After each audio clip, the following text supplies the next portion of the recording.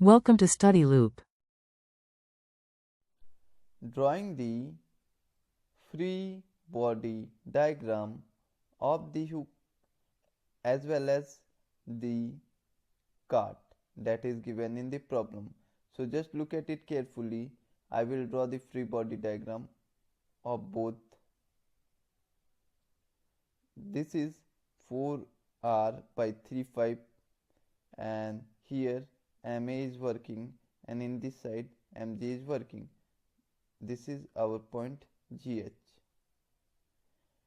Here N is working and in this side F is working. Now drawing the free body diagram again. So just look at it carefully. This is cart's free body diagram. So I will show all the forces acting on it. These are the forces that is acting on it. This point is GC and here MA is working and in this side MG is working. This is force P. Solving summation of Fx is equal to Max. So I am just solving it. Also we can write summation of Fy is equal to May. So I can write the equation like this.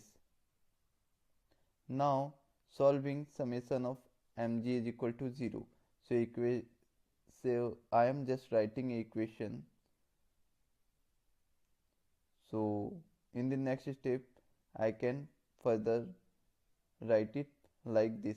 I just put the values. So A is coming as 4g by 3 pi. Now solving summation of Fx is equal to Max.